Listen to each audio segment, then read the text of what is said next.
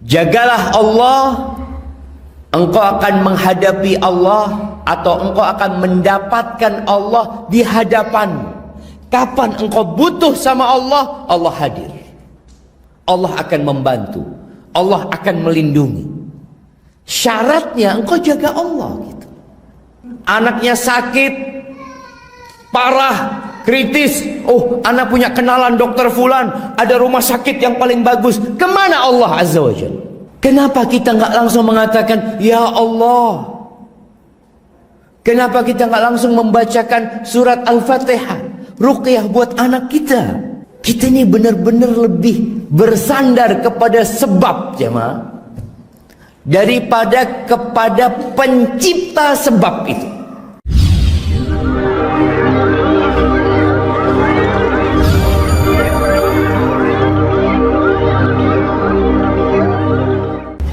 Makanya orang yang bisa bangun sholat subuh ini benar-benar mendapatkan karunia Allah Azza wa Jalla. Bicara 2 rakaat yang sebelum subuh,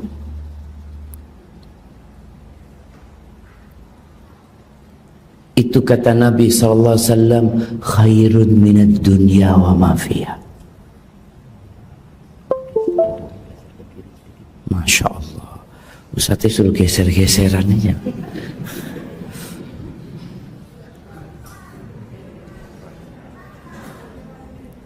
Kok bukan kameranya yang digeser, Ustaznya yang digeser.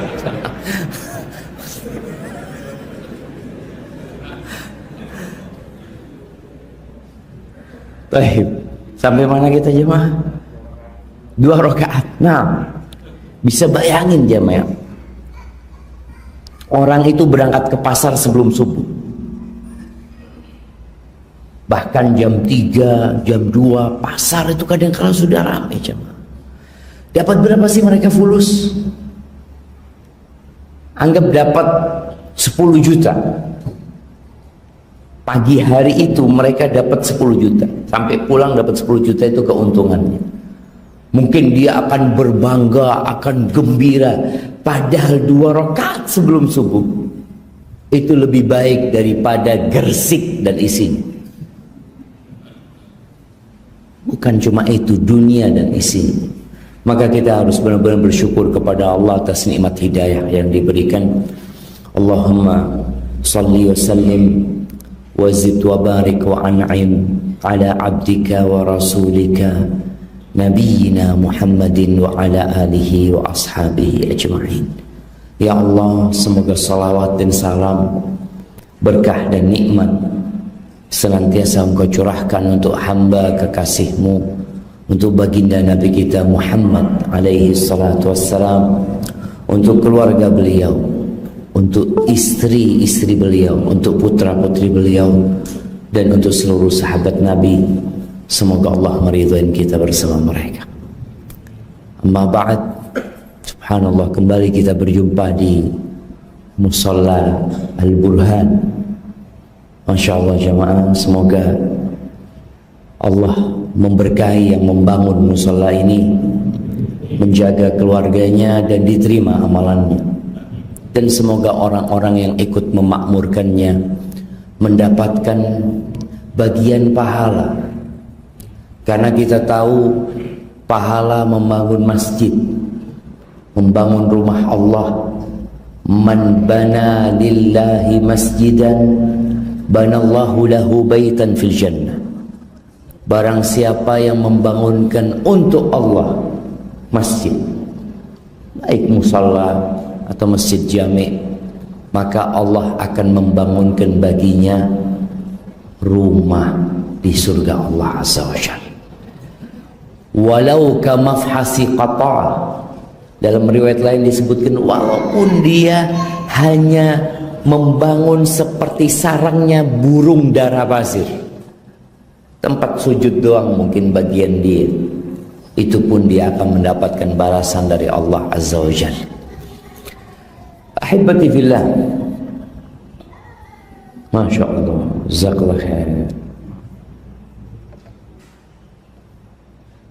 Terus terang, waktu ana duduk di sini ana heran, di Gresik kok ada ono banyu, ana apa ya? Tapi ternyata terlambat cuman.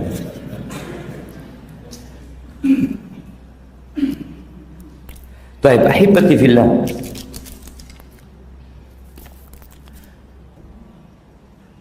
Bicara penjagaan Allah Azza wa Jalla. Orang itu selalu berusaha untuk hidup safety. Kenapa antum pakai masker semua?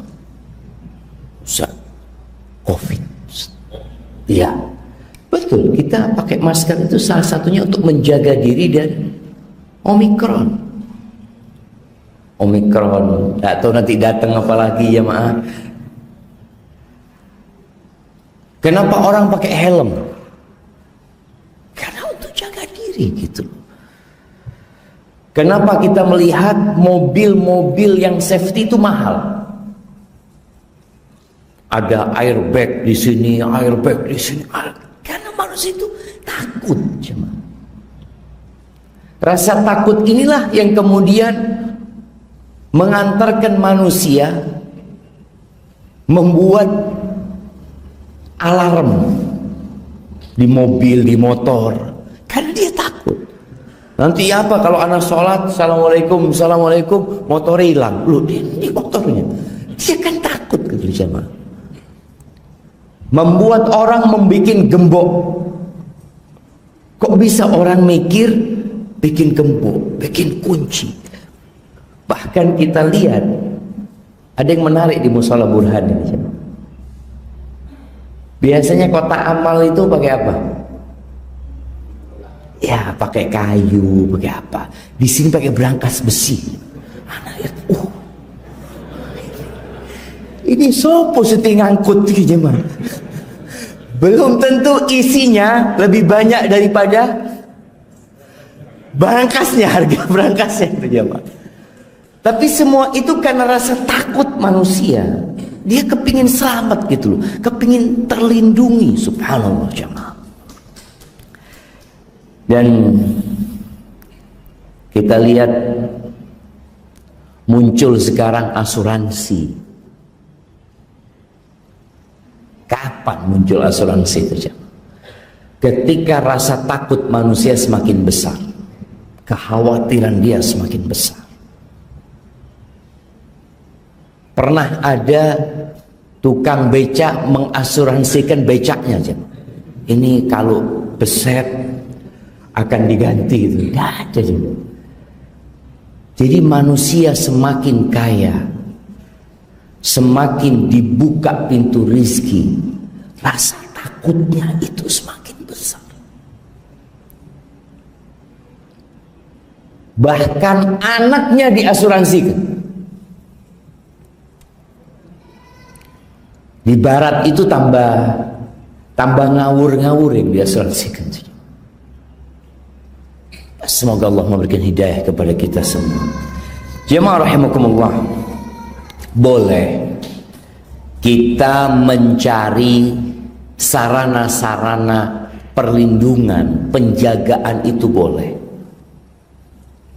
Ada orang yang kalau ngambil uang dari bank, dia dijaga sama polisi karena jumlah uangnya banyak, boleh. Ada orang yang di rumahnya dipasangi CCTV, bikin pagar yang tinggi, bayar satpam, CCTV satpam, pagarnya tinggi, ada aliran listrik pagarnya juga. Kemudian masih takut, ya apa nanti ya apa nanti kalau CCTV-nya dimatikan, bagaimana kalau nanti satpamnya dibungkam, akhirnya anjing, kasih anjing aja. Segala hal dia lakukan supaya dia hidup aman. Bahkan sebagian orang itu bikin bunker aja. Di beberapa negara itu takut nuklir, takut apa, fadhol, silahkan engkau melakukan sebab-sebab itu. Tapi ketahuilah, Setiap selesai sholat, apa yang kita katakan? Allahumma antas salam wa minkas salam tabarakta ya dzal jalali wal ikram. Ya Allah, engkaulah pemberi keselamatan, yang memberikan perlindungan, yang memberikan penjagaan. Itu siapa? Engkau ya Allah. Wa minkas salam, keselamatan itu dari mana? Makanya kadang-kala kita melihat ada sebuah mobil yang sudah canggih, jemaah, yang katanya dia itu kalau mau nabrak berhenti dulu. Kan ada sekarang mobil itu seperti itu. Ternyata tabrakan, ringsek, mati semua itu. Tapi ada orang yang naik motor nggak ada safety-nya. Ya sudah, mobil sudah lama ditabrak, selamat. Siapa yang menyelamatkan ini? Dan siapa yang menyebabkan itu tewas satu keluarga? Allah Rabbul Alamin. Maka tatkala kita yakin bahwa yang memberikan penjagaan, memberikan perlindungan adalah Allah Azza wa Jal, maka kita akan cari perlindungan kepada Allah Azza wa Jal. Bukan berarti kita menyepelekan sebab, bukan. Tapi sebab ya tetap sebab. Siapa yang menciptakan sebab? Allah Azza wa Jalla. Maka jangan bergantung kepada kunci ganda. Sudah saya kunci ganda Pak Ustaz, aman, saya pasang alarm. Ternyata motornya diangkut ke pickup. Siapa yang tahu antum? Antum lihat sekarang pencurian sapi ya mah, itu dimasukkan di mobil Avanza. Orang mikir kan aman, tidak ada insyaallah. Penjagaan di kampung itu ada daerah Lumajang apa, itu banyak pencurian sapi. Jadi kalau ada pickup masuk itu diperhatikan. Bukan pickup yang masuk, Avanza. Itu sapi masuk semua Avanza. Maka kita jangan bergantung kepada sebab. Lakukan sebab, tapi hati kita bergantung kepada Allah Rabbul Alamin. Ahibati fillah, di surat Yusuf kita tahu cerita bagaimana anak-anaknya Nabi Yakub ini merayu bapaknya supaya melepaskan Nabi Yusuf untuk bermain bersama mereka. Bapaknya sudah nggak enak ngelihat gelagat kakak-kakaknya Nabi Yusuf ini, udah nggak enak. Tapi ya seorang ayah akhirnya melepaskan anaknya, dan dia yakin Allah yang akan jaga anak. Apa yang terjadi? Hilang Nabi Yusuf. Dicari nggak ada. Bahkan anak-anak itu mengatakan dimakan serigala. Dia datang dengan bajunya Nabi Yusuf. Kata Allah, bidamin kadzib, bohong. Tapi Nabi Yakub menyerahkan kepada Allah Azza wa Jalla. Udah, singkat cerita, hilang Nabi Yusuf. Sampai suatu hari setelah 30 tahun kemudian kira-kira, saudara-saudaranya Nabi Yusuf ini mau bawa Binyamin, adiknya Nabi Yusuf, mau dibawa ke Mesir untuk ya minta bantuan makanan.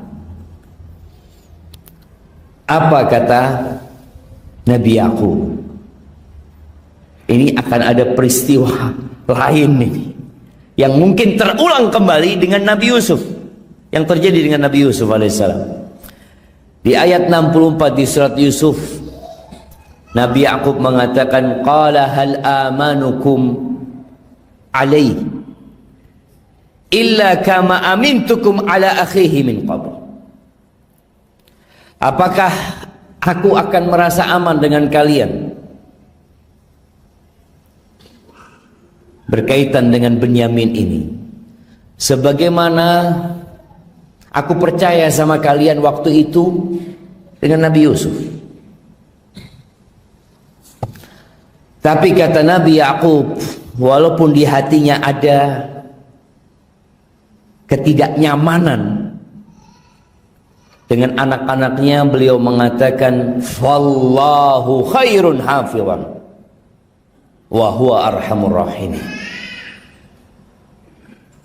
Artinya Nabi Yakub lebih percaya sama Allah. Allah sebaik-baiknya penjaga dan dia arhamur rahimin. Bayangin jemaah, Nabi Yakub kehilangan anaknya Yusuf puluhan tahun, tetap dia mengatakan Allah itu arhamur rahimin. Sebagian kita kalau sudah susah hidupnya mulai berprasangka buruk sama Allah.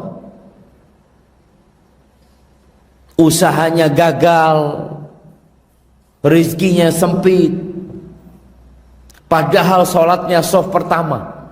Ya Allah, anak ini soft pertama terus ya Allah. Tapi kok kena Omikron.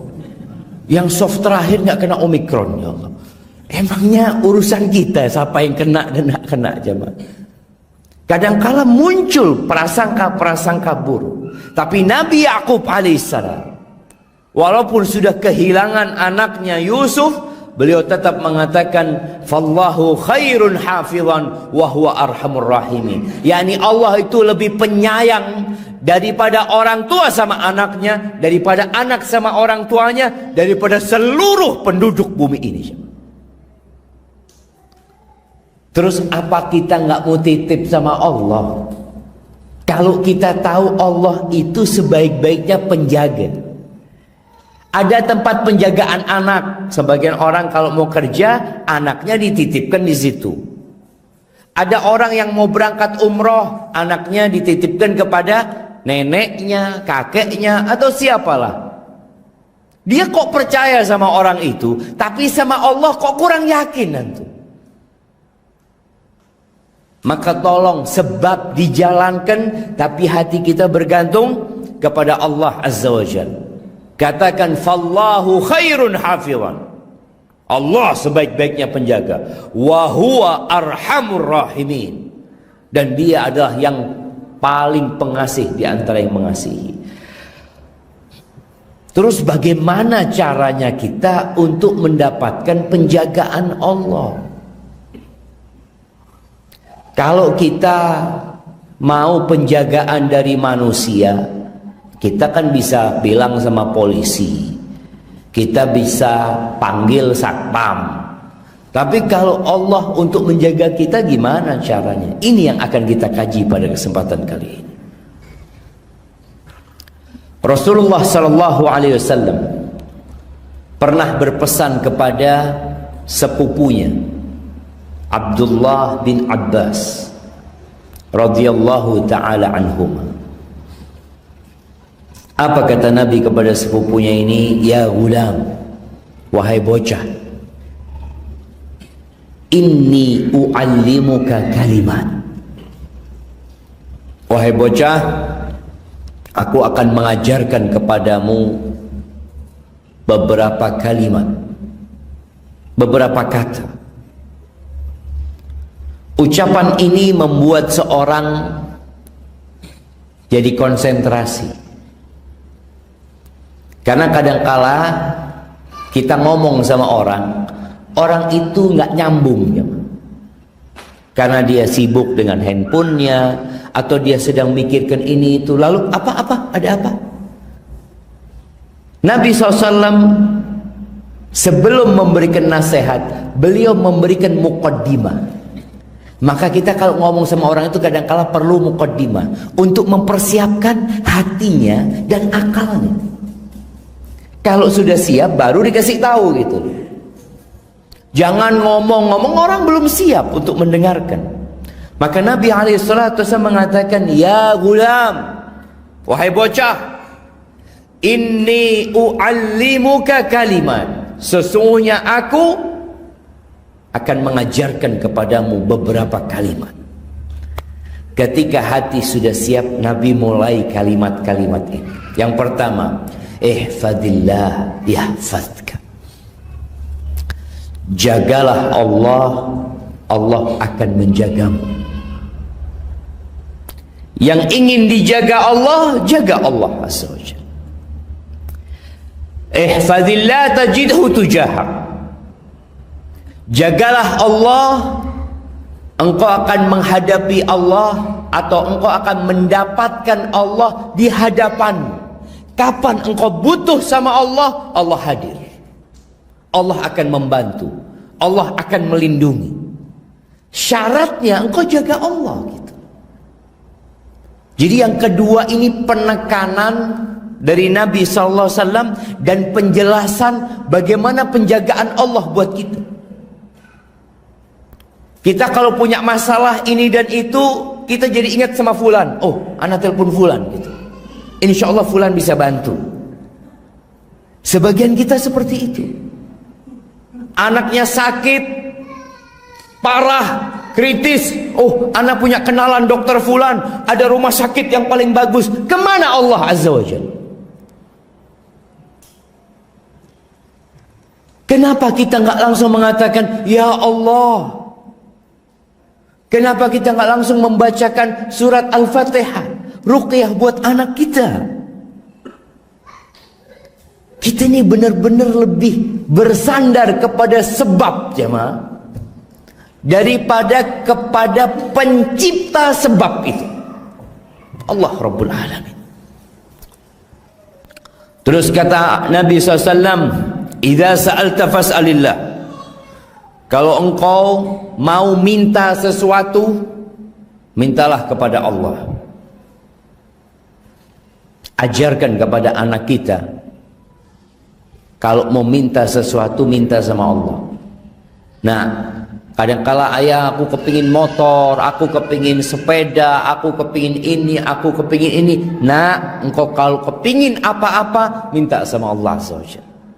Engkau berdoa, nak, minta sama Allah agar Allah memberikan rizki, menggerakkan hati bapak.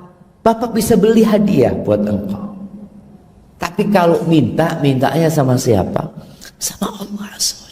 Ini bocah jemaah diajarin sama Nabi SAW tentang tauhid. Sebagian kita masih ada yang mencari rizki di tempat-tempat pesugihan. Masih ada.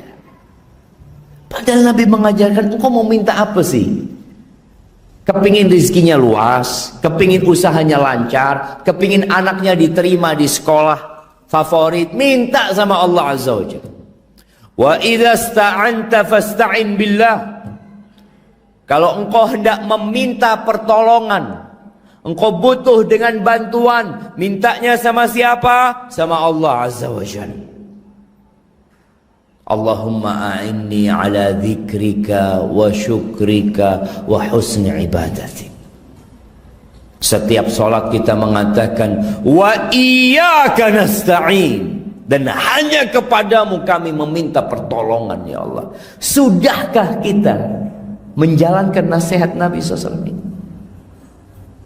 Atau ternyata kita lebih sering minta bantuan manusia daripada minta bantuan sama Allah azza wa jalla. Sampai kalau hendak memperbaiki sandal, Allah jemaah, anak kemarin betulkan sandalnya, anaknya pegawai di STDI, lepas sandalnya, sandal jepit itu jemaah. Anak ngomong, sini, ambil sandalnya. Anak masukin, ternyata tidak mudah jemaah. Anak jadi ingat untuk minta tolong sama Allah dalam hal yang remeh pun. Kata Nabi SAW, kalau Allah tidak memudahkan, gak akan mudah ya. Kita perlu minta tolong sama Allah azza wa jalla dalam hal-hal yang remeh. Motornya mogok, oh busi, busi. Sudah, businya dibongkar, ndak urip jemaah. Kadang-kala lupa kita minta tolong sama Allah. Ketika buka busi, baca bismillah. Ketika dibersihkan busi, ya Allah mudahkan urusan hamba ya Allah. Kita benar-benar minta tolong sama Allah jemaah. Idza sta'anta fasta'in billah. Lalu apa kata Nabi SAW? Menanamkan keimanan, menancapkan tauhid, keyakinan di diri hamba bahwa benar-benar la ilaha illallah. Nabi SAW mengatakan wa'lam annal ummata law ijtama'at ala an yanfa'uka bi syai' lam yanfa'uk illa bi syai'in qad katabahu Allahu lak. Ketahuilah, andai kata seluruh penduduk bumi ini, bukan cuma penduduk Gresik, kita tanamkan kepada diri anak kita, nak, kadangkala anak kita ini punya masalah di sekolah, ada yang punya masalah di tempat kerja, ada yang hasut, ada yang nggak suka sama dia. Sampaikan kepada, nah, kalau seluruh orang-orang di perusahaan itu, kalau seluruh penduduk negeri Gresik ini, atau penduduk bumi ini semuanya hendak memberikan manfaat kepadamu, mereka nggak akan bisa. Tidak akan bisa memberikan manfaat. Kecuali kalau Allah memberikan izin. Allah membuka jalan buatmu, menetapkan untukmu, baru bisa. Makanya orang-orang yang kadang-kala mau kerja, dia itu cari lobby sana, lobby sini, ngomong sana, ngomong sini. Tanamkan kepada dirinya, itu semua sebab kalau seluruh orang ingin engkau diterima kerja di tempat ini, tapi Allah mengatakan tidak, engkau gak akan diterima. Keputusan itu bukan di fulan. Oh, ini apa katanya bos? Kalau manajer mengatakan iya, iya sudah. Haji. Sebagian orang sampai mengatakan gitu. Urusannya sama fulan. Fulan oke, jadi oke semua. Mana tauhidmu? Bisa jadi fulan mati sekarang yang mengambil keputusan.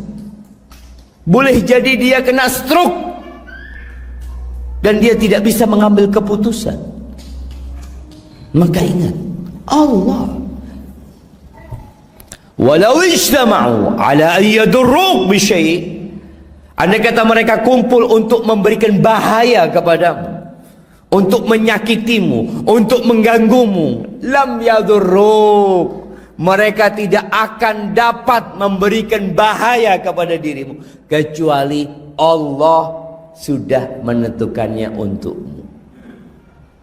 Jadi semuanya bergantung sama Allah. Bahkan jamaah Nabi di akhir hadis mengatakan rufi'atil aqlam wa jaffatis suhuf. Pena itu sudah diangkat. Artinya Allah sudah mencatat takdir kita 50.000 tahun sebelum penciptaan langit dan bumi. Dan lembaran untuk menulis itu udah kering. Hadis rawahu Tirmidzi. Kemudian di riwayat Imam Ahmad, Nabi SAW mengatakan, ihfadillah tajidhu amama. Jagalah Allah, engkau akan mendapati Allah di depanmu. Kapan engkau punya perlu sama Allah, Allah akan selalu hadir, membantu dan menolong. Ta'arraf ilallah fir raha ya'rifka fi syiddah. Nih, ini salah satu proses kalau engkau ingin dijaga sama Allah. Kenalkan dirimu kepada Allah ketika senang. Allah akan kenal sama engkau ketika engkau susah. Sebagian kita kalau susah ada di soft pertama jemaah. Ana bukan ngomong yang soft pertama susah semuanya, enggak jemaah. Bukan, tapi ada orang-orang yang kalau susah itu Masya Allah soft pertama, belum azan sudah di masjid. Mana takmir masjidnya kok belum dibuka? Masya Allah, ini kok bisa datang orang ini? Kadang-kala punya masalah. Alarm biasa bangun azan subuh, karena punya masalah jam 3 bunyi alarm. Karena dia punya hajat. Masya Allah, baca Quran, puasa Senin Kemis, bahkan Daud puasanya. Kenapa? Punya masalah. Nggak apa-apa. Tapi kata Nabi SAW, engkau kalau ingin dekat sama Allah, kenalkan dirimu ketika engkau lagi seneng. Nanti ketika engkau susah, Allah langsung kenal sama engkau. Kita kan kadang-kala baru mengenalkan diri sama Allah ketika susah. Ketika senang soft terakhir. Pengajian online. Ketika susah offline datang dia, enggak, ana datang. Pahalanya lebih besar. Masya Allah. Maka kalau engkau ingin dikenal Allah ketika susah, kenalkan ketika engkau sedang senang. Ketika punya rezeki, ingat sama Allah Azza wa Jalla, ingat sama keponakannya, ingat sama rahimnya, dia sambung silaturahim dengan harta tersebut. Bukan mikir kesenangan dia. Sebagian kita punya rezeki berpikir ganti mobil, ganti motor, ganti handphone. Engkau kenal sama dirimu sendiri. Engkau kenal sama Allah dengan makhluk-makhluk Allah itu. Ketika sehat, kenal sama Allah Azza wa Jalla. Allah akan kenal ketika kita susah. Wa'lam annama akhta'aka lam yakun liyusib. Ketahuilah, apa yang meleset darimu itu memang sudah ketetapan Allah, tidak akan menimpamu. Makanya jemaah, kadang-kala kita lihat ada orang tabrakan di lampu merah. Yang kanan ketabrak, yang kiri selamat jemaah. Apa kata orang? Apa amalanmu? Kok selamat awakmu gitu? Dia tanya amalannya apa? Udah Allah takdirkan dia memang nggak kena. Jadi bukan karena amalannya. Bisa jadi yang tertabrak ini amalannya lebih banyak. Boleh jadi Allah memberikan musibah kepada dia dengan seperti itu supaya dia mati dapat pahala syahid. Siapa yang tahu? Jadi jangan kita kalau selamat itu jamaah, oh iya, alhamdulillah Ustaz, ayat kursi nggak pernah putus Ustaz. Ada yang ayat kursi tidak pernah putus, ya meninggal juga gitu jamaah. Tapi supaya kita nggak ujub jamaah, supaya apa selamat, ya sudah Allah yang nyelamat no gitu loh. Bukan karena saya, bukan, tapi karena Allah yang menyelamatkan. Ya sudah takdirnya. Kamu kok bisa diterima di sekolah favorit, kata dia. Oh iya, saya Senin Kemis Pak. Senin Kemis. Saya Daud terima. Ya Allah. Ini Senin Kemis diterima, yang satu Daud diterima. Jamaah, ini sudah Allah kasih gitu loh jamaah. Maka tatkala seorang yakin sama Allah, semua sudah ditetapkan, gak ada perasaan ujub tadi. Sudah Allah yang menetapkan ini. Wa ma asabaka lam yakun liukhtiak. Yang menimpamu itu nggak mungkin reset dari. Maka jangan pernah mengatakan, oh andai kata saya tadi nggak keluar rumah ya, andai kata saya nggak lewat jalan sana, saya kan nggak tabrakan. Andai kata saya tadi itu sholat duha dulu, saya kan nggak tabrakan. Soalnya tabrakan itu jam 6:15 menit. Cuma anak berangkatnya, subhanallah. Yang menimpamu itu nggak akan pernah meleset. Makanya kalau kena musibah, katakan qadarullah wa ma syaa fa'al. Udah, itu udah takdir Allah. Dan Allah berbuat apa yang dia kehendaki. Makanya orang-orang munafik ketika mereka tidak mau ikut berjihad di jalan Allah karena dia takut mati. Kalau perang nanti mati. Kata Allah, kalau Allah tentukan engkau mati di medan perang, engkau akan keluar ke sana. Dan kita tahu bagaimana Khalid bin Walid yang dia cerita tentang dirinya, di tubuhku ini nggak ada satu daerah, satu area sejengkal pun kecuali ada bekas luka aja. Imma tebasan pedang, imma anak panah, imma tusukan tombak. Jadi jangan dipikir Khalid ibn Walid radhiyallahu taala anhu itu kebal. Jangan pikir, oh ana mau penjagaan dengan kebal supaya tahan. Khalid bin Walid penuh luka tubuhnya. Apakah Nabi kita Muhammad alaihi salatu wasallam kebal? Luka Nabi perang Uhud sallallahu alaihi wasallam, patah giginya alaihi salatu wasallam. Supaya kita tahu mana penjagaan Allah dan mana penjagaan yang bukan dari Allah azza wajalla. Ketika Khalid mengatakan dia mau mati sudah jemaah, dia mengatakan la namat a'yunul jubana, semoga gak bisa tidur para pengecut, itu kata dia. Ha anadha, ni aku sekarang amutu kama yamutu thawr, aku sekarang mau mati seperti matinya sapi jantan. Padahal Khalid perang ndak berhenti berperang, tapi nggak mati-mati di medan perang jemaah. Kenapa? Karena belum waktunya, gitu. Kalau takdirnya mati di ranjang, ya mati di ranjang, walaupun tiap hari berangkat perang. Tapi orang pengecut kan ngatur, oh nanti gimana kalau saya mati? Loh, kalau engkau waktunya mati, ya mati. Kalau waktunya hidup, maka di sini beriman dengan takdir Allah azza wajalla menyebabkan hidup kita tenang. Kita akan menjadi seorang yang pemberani, karena kita yakin semua sudah ditetapkan sama Allah azza wajalla. Ana hanya menjalani sebabnya. Mereka pakai baju besi. Rasulullah SAW ketika perang Uhud, beliau pakai baju besi double jam, supaya kita nggak nyalahkan sebab juga. Kalau gitu buat apa pakai masker? Oh, pakai masker sebab, nggak apa-apa gitu. Pakai masker, hand sanitizer, tafadhol, nggak ada masalah gitu loh. Tapi hatinya jangan bergantung sama sebab. Kita bergantung sama Allah azza wajalla. Lalu Nabi alaihissalatu wasallam mengatakan, wa'lam anna an-nasra ma'as sabri. Ketahuilah bahwa pertolongan Allah, kemenangan itu bersama kesabaran. Artinya ada usaha kita. Kalau mau menang, ya sabar. Kalau mau sukses, ya sabar. Orang-orang sukses itu nggak langsung sukses. Makanya antum kalau ketemu orang sukses, jangan tanya tentang dia sekarang. Tanya, sampean kok bisa kayak gini, gimana ceritanya?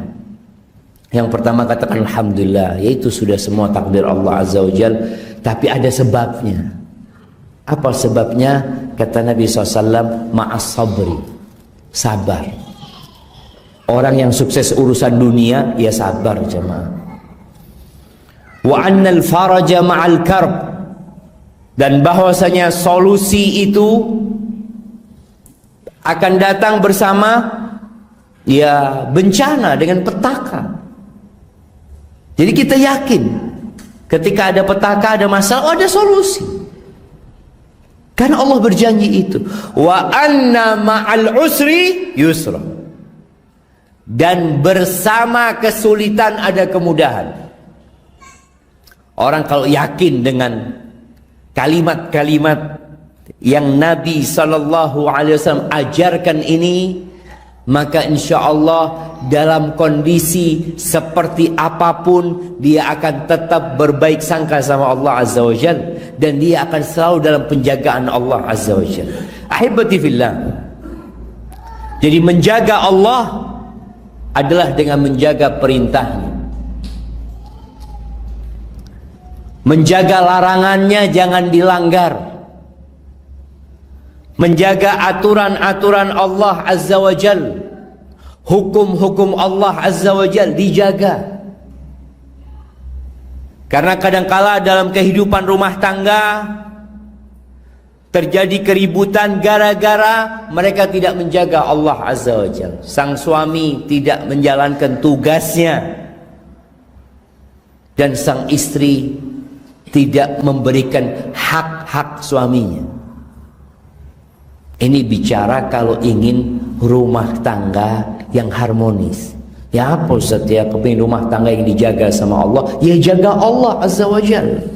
Ingin dilindungi Allah dari berbagai masalah, jaga Allah Azza wa Jalla dengan menjalankan perintahnya, menjauhi larangannya. Allah Azza wa Jalla secara khusus menyuruh kita menjaga salat. Apa kata Allah di surat Al-Baqarah ayat 238? Hafizu ala salawat. Hafizu, jaga salat ini. Bukan hanya kerjakan salat. Sebagian kita cuma ngerjakan salat tapi tidak menjaga salatnya. Dijaga dari yang membatalkannya, dijaga dari yang merusaknya. Kita tahu ada bunga, bagus itu bunga, nggak dijaga, 2 hari kemudian kita lihat layu itu bunga jemaah. Kenapa? Oh, nggak dijaga. Maka perlu penjagaan. Salat kita pun seperti itu. Ada orang yang salat masuk neraka. Salat masuk neraka. Fawailun lil musallin.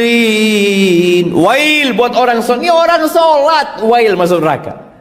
Kenapa? Nggak menjaga salatnya. Dia hanya salat saja. Alladzina hum fawailul lil musallin alladzina hum an salatihim sahun.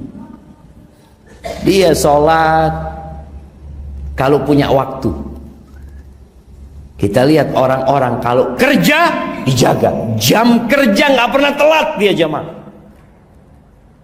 Makanya kenapa sebelum jam 7 biasanya ramai jalanan itu, karena orang-orang menjaga pekerjaannya, menjaga jabatannya, menjaga tugasnya dia, dijaga sama dia. Salat nggak dijaga,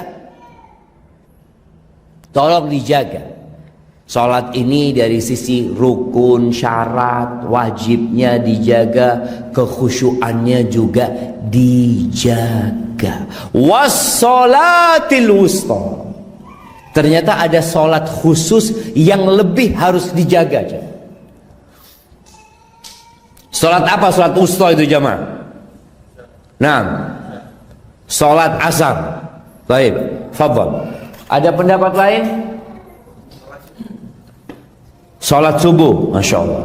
Fadhal, anak kasih antum hadiah. Ya, salat subuh, salat asar. Ada 2 pendapat para ulama, tapi yang lebih kuat salat asar. Coba antum bayangin, ternyata salat asar ini walaupun di siang hari, tapi godaannya besar ternyata. Orang itu pulang kerja kapan? Ya asar lah. Makanya orang kadangkala nantilah sholat di rumah. Padahal seharusnya kalau bisa dia sebelum sampai rumah dia sudah sholat asar gitu. Banyak orang yang kalau mau sholat asar di beberapa daerah itu azan asarnya ditunda. Iya. Di mana? Di daerah biasanya pertanian ya atau apa sih itu, mereka karena masih kerja, nanti ojo asar disit lah. Sini kerjaan dulu selesaikan. Ini godaannya besar. Sebagian pekerja, ana beberapa kali ketemu pekerja, ana ngomong, Mas, mau kemana? Sholat dulu asar kata dia. Ustaz, bajunya kotor Ustaz. Ini itu nantilah pulang ke rumah. Ini perlu penjagaan khusus sholat asar. Tolong dijaga. Kalau mau dijaga sama Allah Azza wa Jalla. Tapi hidup ini kan bebas ya ma. Kata Allah, faman syaa falyu'min wa man syaa falyakfur. Yang mau beriman monggo, yang mau kafir silahkan. Allah nggak butuh sama kita. Cuma kita bicara ini bagaimana kita dijaga sama Allah Azza wa Jalla. Kita sedang mencari penjagaan Allah Azza wa Jalla. Kemudian yang perlu dijaga secara khusus kepala kita dan panca indera yang ada di kepala ini jemaah. Indra-indra kita yang ada ini perlu dijaga secara khusus. Kemudian perut dan yang di bawah perut. Kata Nabi alaihi salatu wassalam dalam hadis yang riwayatkan Imam Tirmidzi, ketika beliau mengatakan kepada para sahabatnya, istahyu minallah haqqal haya, malulah kalian kepada Allah dengan malu yang sebenarnya. Apa kata para sahabat radhiyallahu anhum? Wallahi inna lanastahi ya Rasulullah. Wahai Rasulullah, kita malu ya Rasul. Kita malu sama Allah. Kemudian Nabi mengatakan kepada para sahabatnya, apa sih malu kepada Allah yang sebenarnya? Beliau mengatakan al-istihya minallah haqqal haya. Malu yang sebenarnya itu adalah antahfadzar ra'sa wa ma wa'a. Malu yang sebenarnya itu adalah menjaga kepala dan isinya ini. Menjaga pandangan mata. Kalau ada perempuan lewat, dia tundukkan pandangan matanya. Dia tidak melihat. Kadang-kala di handphone lagi geser-geser, tahu-tahu ada yang lewat jemaah, yang terlarang, jangan berhenti. Astagfirullah. Berhenti, astagfirullah. Astagfirullah. Iya jemaah, ini terjadi. Jadi godaan sekarang menjaga kepala dan isinya ini berat sekarang. Kita berada di masa fitnah, yang fitnah itu ada sama kita. Ada di kantong kita, jemaah. Ada di mobil kita. Ada di kamar kita. Di mana-mana, jemaah. Makanya kadang-kala perempuan nonton hal-hal yang tidak boleh ditonton. Drakor. Ya Allah, jemaah. Kalau emak-emak mungkin enggak deh. Biasanya anaknya emak-emak. Iya, ini kita perlu jaga. Kalau ingin dijaga sama Allah, jaga kepala ini. Jangan melihat kecuali yang diridhain Allah Azza wa Jalla. Jangan mendengar kecuali yang diperbolehkan sama Allah Azza wa Jalla. Jangan merasakan kecuali yang diperbolehkan oleh Allah Azza wa Jalla. Itu malu sama Allah dengan sebenarnya. Loh, kok disebut malu? Iya, yang ngasih mata siapa? Allah. Yang ngasih telinga siapa? Allah. Masa nggak malu engkau? Dikasih sama Allah, kemudian engkau bermaksiat kepada Allah dengan apa yang Allah berikan kepadamu. Ya, kalau ada orang dikasih motor sama bosnya, dikasih motor sama bosnya, dikasih rumah sama bosnya, dinikahkan sama bosnya, datangnya telat-telat ke kantor. Kata bosnya, engkau nggak malu gitu? Itu semua fasilitas dari aku gitu. Ini Allah kasih semua fasilitas sama kita, ternyata kita gunakan yang nggak pantas. Kemudian wa antahfadzal batna wa ma hawa. Engkau menjaga perutmu dan yang di bawah perutmu itu dijaga. Jangan sampai masuk ke perutmu yang haram. Jangan sampai kemaluanmu digunakan dalam yang terlarang. Makanya ketika seorang punya nafsu, salurkan ke tempat yang halal. Dengan menikah, yang sudah punya istri, salurkan ke istrinya. Bagaimana Rasul sallallahu alaihi wasallam mengatakan, wa fi bud'i ahadikum shadaqah. Mendatangi istri kalian itu ada pahala sedekah. Jadi seorang suami ketika mendatangi istrinya boleh dia mengatakan, yuk kita sedekah. Itu termasuk sarana mendekatkan diri kepada Allah, menjaga Allah. Itu para sahabat heran dengan ucapan Nabi SAW. Kok bisa ya Rasulullah? Ayati ahaduna syahwatahu wa yakunu lahu fiha ajr. Ya Rasulullah, seorang di antara kita menyalurkan syahwatnya dapat pahala. Kok bisa dapat pahala gitu? Padahal dia nyalurkan syahwatnya. Artinya dia melakukan itu karena syahwat, karena nafsu. Dapat pahala.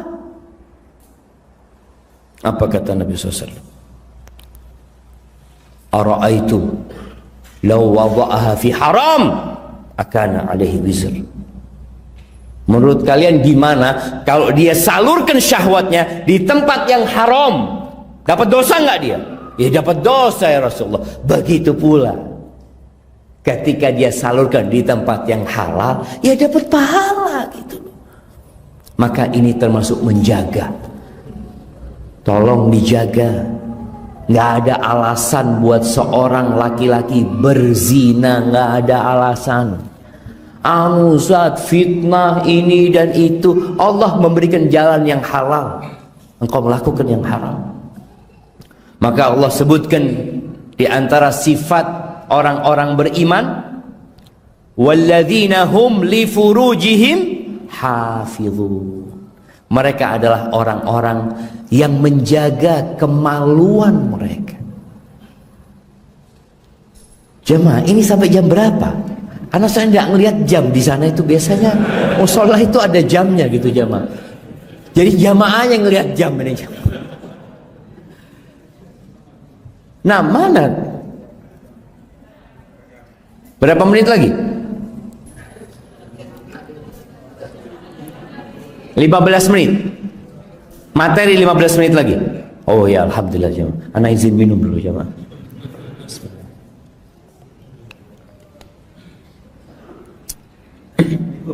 Waalaikumsalam warahmatullahi wabarakatuh. Masya Allah, barakallahu fikum. Hayakumullah. Barakallahu fikum. Kemudian jemaah, ada sebuah hadis yang diriwayatkan Imam Bukhari berkaitan dengan menjaga.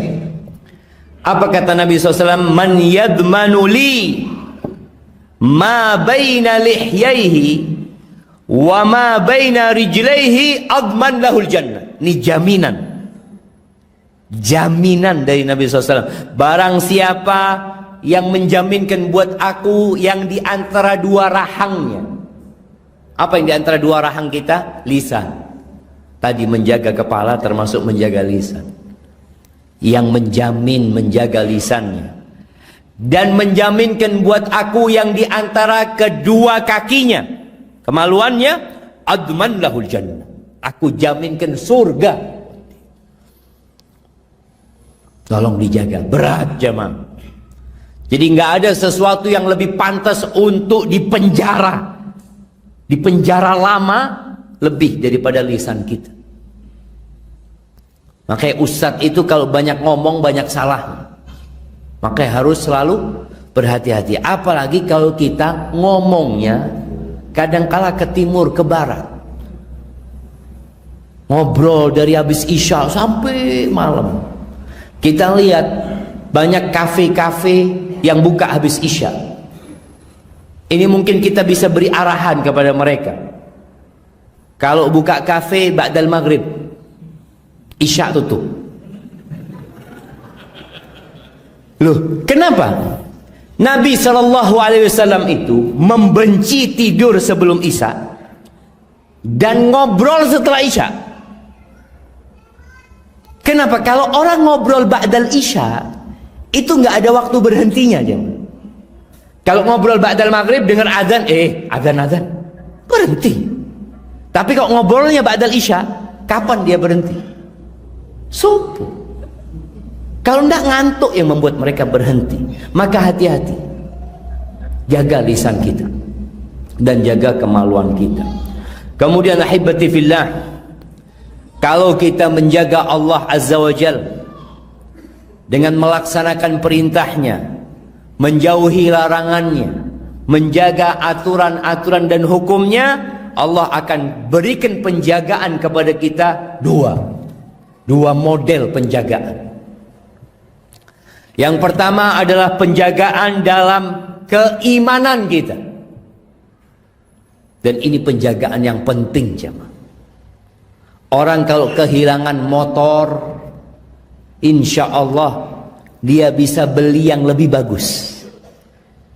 Berapa banyak kita lihat kawan kita kehilangan handphone, tahu-tahu dia beli handphone yang lebih bagus. Tapi kalau orang itu kehilangan iman,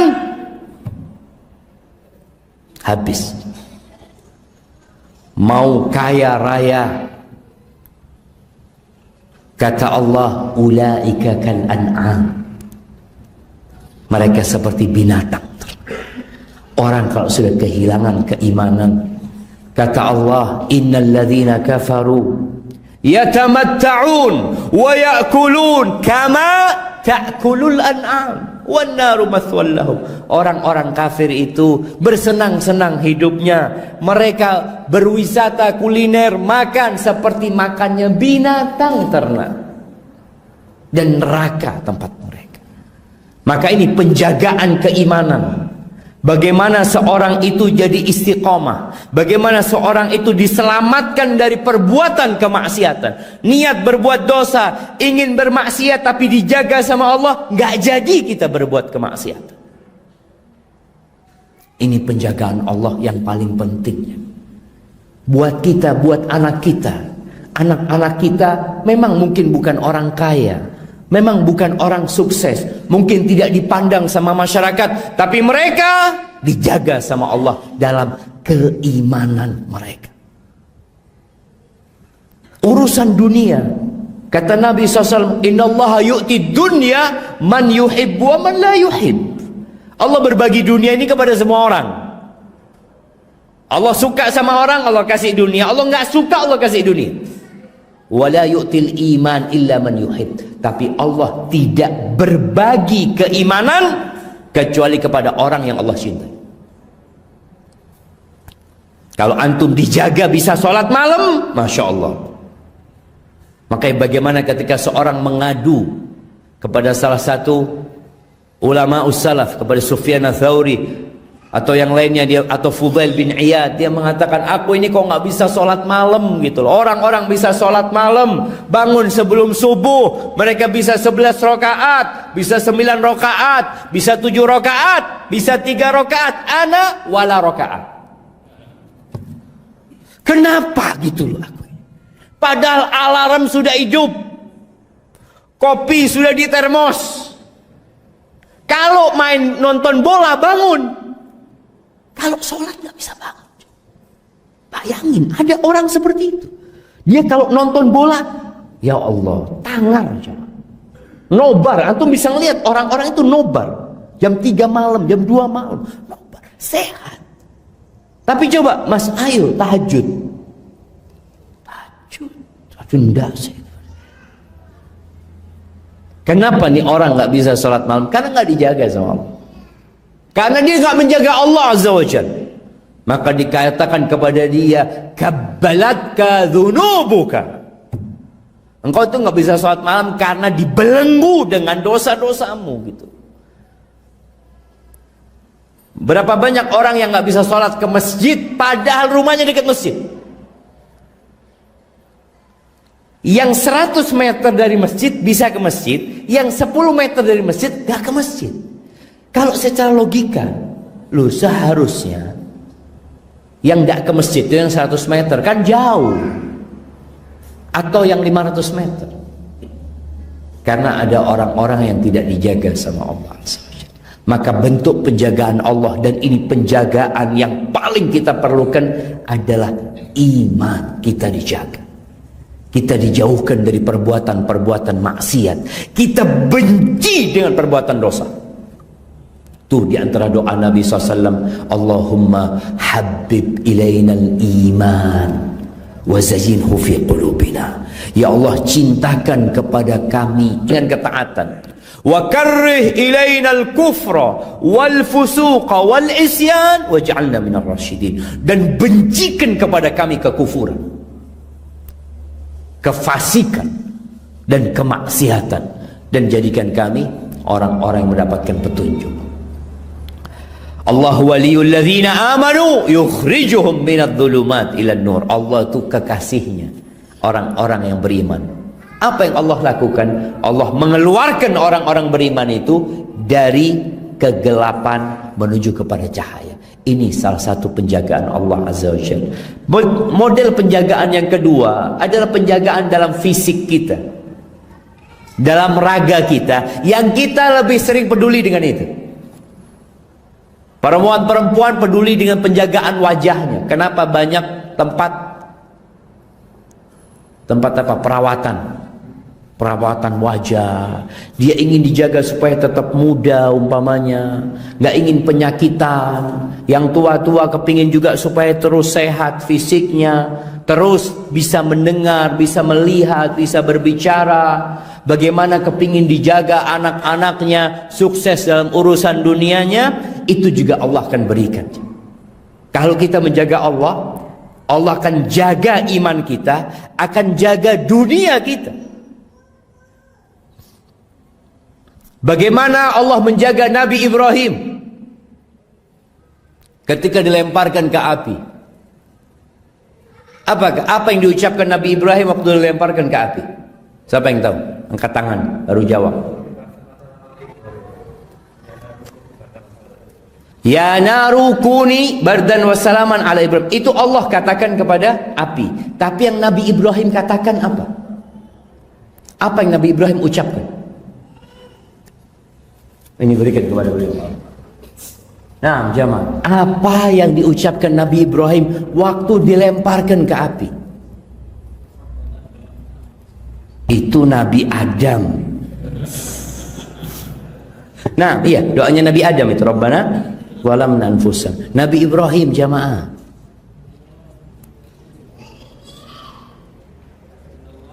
Masya Allah, barakallahu fikum. Hasbunallah wa ni'mal wakil. Itu dikatakan oleh Nabi Ibrahim ketika dilemparkan ke api. Ini cerita Nabi kita Muhammad alaihissalatu wassalam.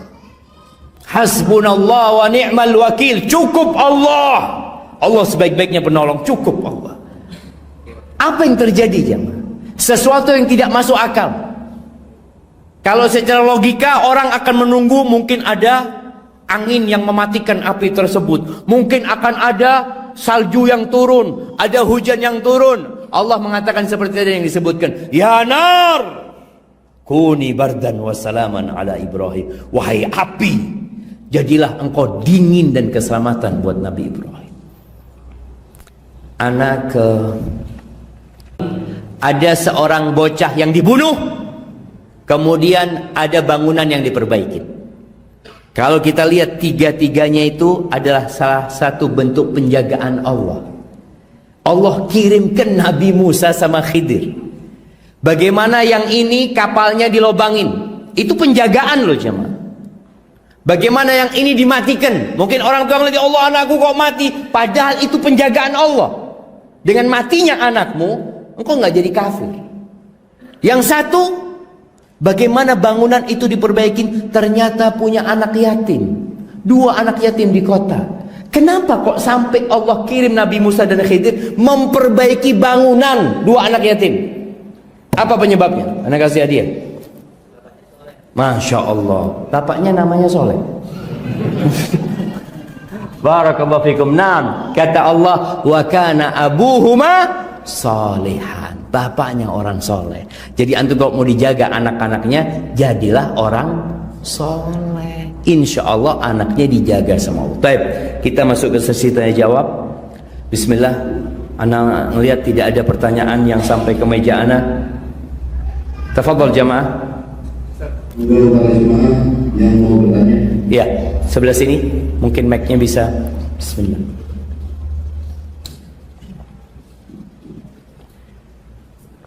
Assalamualaikum warahmatullahi wabarakatuh. Waalaikumsalam warahmatullahi wabarakatuh.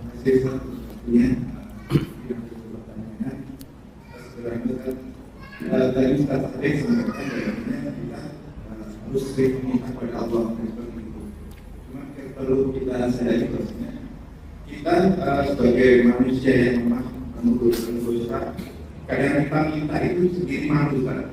Dan kita sadar bahwasanya nikmat Allah yang diberikan kepada kita itu cukup luar biasa, misal kesehatan. Dan tubuh kita ini luar biasa mahalnya. Orang sakit berbilang-bilang harus membayar rasa untuk kesembuhan itu. Artinya apa? Kita bersyukur itu harus diperbanyak. Pertanyaannya, kita lebih mendulukan rasa syukur kita kepada Allah atau permintaan pertolongan? Karena manusia ini hanya yang bisa dia kebanyakan hanya minta pertolongan. Minta terus ya. Oke, terima kasih. Assalamualaikum warahmatullahi wabarakatuh. Waalaikumsalam warahmatullahi wabarakatuh. Nah, jemaah, menarik sekali pertanyaan ini ya. Berkaitan dengan kita mau minta terus sama Allah, malu Ustaz. Allah sudah kasih banyak sama kita. Yang pertama, ketahuilah, meminta itu ada adabnya, ada etikanya. Maka dianjurkan ketika mau minta itu disuruh memuji Allah. Kenapa Rasul sallallahu alaihi wasallam mengajarkan kepada kita, tatkala ada seorang sahabat tahu-tahu minta langsung sama Allah. Kata Nabi SAW, amma hadha faqad istajal. Orang ini terburu-buru gitu loh. Kalau mau minta, puji Allah, sanjung Allah, agungkan Allah Azza wa Jalla. Tadi karena kan kita sudah dikasih banyak sama Allah, engkau itu sudah dikasih banyak sama Allah. Kalau mau minta, ya puji Allah, makasih dulu sama Allah. Setelah itu baru minta. Disinilah adab yang perlu kita jaga. Di sholat Allah ajarkan kepada kita adab ini. Sebelum kita mengatakan ihdinas siratal mustaqim, apa yang kita katakan? Alhamdulillahirabbil alamin, arrahmanir rahim, maliki yaumiddin, iyyaka na'bud wa iyyaka nasta'in, baru minta. Maka hendaklah tatkala kita berdoa tadi adabnya. Kemudian yang kedua, berkaitan dengan kok mau minta tolong terus sama Allah. Allah itu suka dengan hamba yang suka meminta. Jadi kita kalau sering minta sama Allah Azza wa Jal, Allah itu semakin sayang sama hambanya. Kenapa? Karena hamba ini menunjukkan kebutuhan dia sama Allah. Dia tidak bersandar kepada dirinya sendiri. Maka kita lihat Rasulullah SAW, orang yang paling banyak berdoa itu Nabi SAW. Hanya saja tolong jangan cuma minta dunia. Allah menyebutkan dua jenis manusia. Faminan nas may yaqulu rabbana atina fid dunya. Ada sebagian orang itu kalau doa mintanya dunia, minta sehat, minta kesuksesan, minta kelancaran. Apa kata Allah? Fama lahum fil akhirati min khalaq. Akhirat nggak dapat apa-apa engkau. Kalau doanya cuma urusan dunia. Tapi wa minhum man yaqulu rabbana atina fid dunya hasanah wa fil akhirati hasanah wa qina adzabannar. Maka jadilah orang yang kalau minta sama Allah minta segalanya. Dan kata Nabi sallallahu alaihi wasallam, laisa syai'un akramu 'ala Allah minad du'a. Ini ketahuilah kita supaya kita enggak malu minta sama Allah. Tidak ada sesuatu yang lebih mulia di sisi Allah daripada doa. Jadi semakin sering hamba ini berdoa, semakin Allah cinta. Tapi tolong tadi adabnya, dipuji Allah. Kalau tahu banyak dosanya, istighfar dulu, jangan langsung minta. Dimulai kadang-kadang kita lihat sholat istikharah. Kan ini orang mau minta, disuruh sholat dulu, kemudian memuji Allah. Allahumma inni astakhiruka bi'ilmik wa astaqdiruka biqudratik fa innaka taqdir wa la aqdir wa ta'lam wa la alam wa anta 'allamul ghuyub. Jadi puji Allah, panggil Allah dengan asma'ullahul husna. Nah, dengan cara itu doa kita itu pantas gitu jemaah. Jadi jangan malu. Antum kalau mau baca doa-doa Nabi alaihissalam, ya Allah, ketika Nabi di padang Arafah, Nabi alaihissalam berdoa itu sejak selesai zuhur sampai matahari mau terbenam. Kita kalau lihat apa yang dibaca Nabi, kita 5 menit berdoa wis kesel jemaah. Apalagi ya, kayaknya sudah habis. Padahal masih banyak jemaah perlu kita minta. Tapi Anda baca pertanyaan tertulis di sini.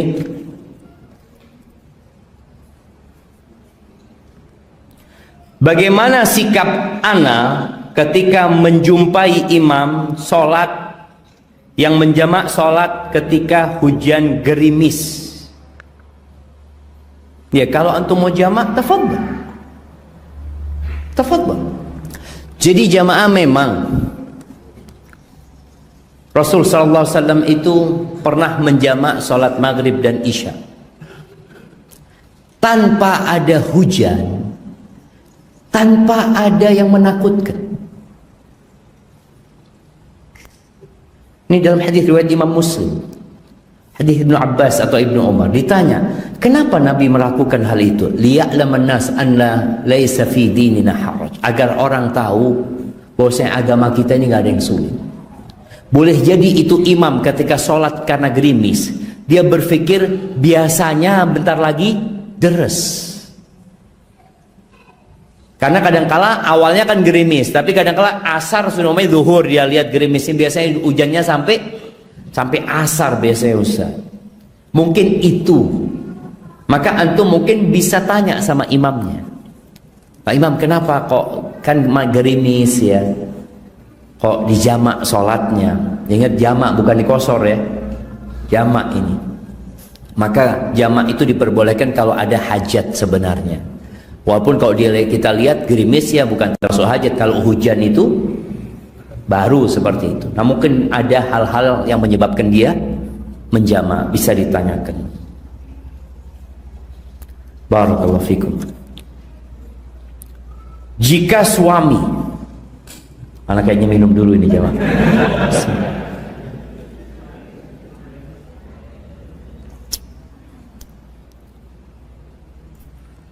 Jika suami setelah melihat wanita lain kemudian menyalurkan hasratnya ke istrinya, tetapi suami masih membayangkan wanita lain, apakah berdosa?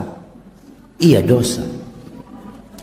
Kalau dia menghubungi istrinya tapi bayangan dia istrinya ini orang itu dosa. Begini jemaah, setan itu menggambarkan yang buruk baik, yang baik buruk. Ada sebuah cerita seorang penyair yang nggak baik lah. Wallahu a'lam dengan keabsahan cerita ini. Cerita ini disebutkan dalam kitab Al-Iqdul Farid ya, yang dia mengumpulkan cerita macam-macam. Tapi anak ingin ngambil ibrohnya. Dia ini mengancam seorang wanita. Kalau engkau tidak perkenankan aku merasakan dirimu, aku akan bikin syair yang mencelamu. Mau diviralkan orang ini. Dulu dengan syair. Akhirnya perempuan ini bingung. Iyalah kata dia. Akhirnya perempuan ini datang kepada istri penyair ini. Mengatakan kepada istri penyair ini, suamimu itu kayak gini, kayak gini. Kata istrinya, udah. Engkau katakan nanti malam, suruh dia datang ke rumahmu. Ketika dia masuk ke rumahmu, suruh dia masuk, lampunya masih hidup. Kemudian ketika dia hendak berzina dengan engkau katakan, aku mematikan lampu. Aku nggak mau dalam kondisi pakai lampu. Padahal di kamar itu ada istrinya dia. Jadi ketika dia mau berzina, perempuan lain ini pergi karena mati lampu. Siapa yang dia zinai? Istrinya sendiri. Ketika selesai menyalurkan syahwatnya orang ini, dia puas, istrinya mencela suaminya. Dilaknat nih suaminya sama istrinya. Suaminya tahu ternyata istrinya sendiri jam. Dengan suaranya dia tahu istrinya sendiri. Apa kata suaminya? Ma'atyabaki haraman. Engkau kok enak kalau haram ya. Kalau halal kok nggak enak. Karena dia ketika berzina memikirkan perempuan lain. Semua perempuan ini sama aja. Maka kenapa Nabi Sallallahu Alaihi Wasallam ketika menyuruh orang itu pulang menyalurkan syahwatnya kepada istrinya, di antara illahnya, alasannya, fa innal ladzi biha mithl ladzi biha, yang ada di perempuan itu sama dengan yang ada di istrinya, sama gitu. Cuma ketika orang menghayalkan orang lain, dia berdosa walaupun yang dia hubungi adalah istrinya sendiri. Karena dia melakukan yang haram, dia pikir ini haram gitu loh, padahal Allah halalkan. Mungkin ini pertanyaan terakhir jemaah. Nah, bagaimana yang dimaksud dengan tidur sesudah syuruk? Berapa lama yang diperbolehkan? Jazakallah khair. Iya, hibati fillah, sebenarnya nggak ada ya, nggak ada batasan setelah berapa lama. Hanya saja Nabi SAW itu kalau habis subuh beliau itu nggak pulang sampai syuruk. Setelah syuruk beliau pulang. Maka tidurnya terserah. Boleh jadi memang kalau memang dia capek setelah itu dia tidur, atau dia tidurnya sebelum zuhur ya, atau tidurnya setelah zuhur. Jadi tergantung kondisi orang kapan dia bisa ya istirahat sebentar.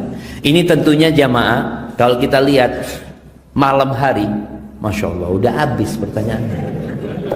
Di malam hari Nabi SAW itu tidur habis isya. Kemudian sholat malam. Sebelum subuh beliau tidur lagi SAW. Jadi istirahat dari sholat malam itu sebelum subuh, supaya ketika subuh nggak ngantuk. Ada orang yang nyambung ya, sholat malam nyambung sampai subuh, dia nggak istirahat. Kadangkala kecapean, ya nggak apa-apa sih sebenarnya. Tapi kalau dia bisa tidur sebelum subuh setelah sholat malam, itu akan membuat dia lebih nyaman ya. Rasulullah SAW ketika menyebutkan sholat yang paling baik itu sholatnya Nabi Dawud alaihissalam. Nabi Dawud itu bangun di 1/6 sebelum terakhir. Jadi kalau malam dibagi 1/6, beliau sholatnya itu di 5/6-nya yang terakhir. Terus di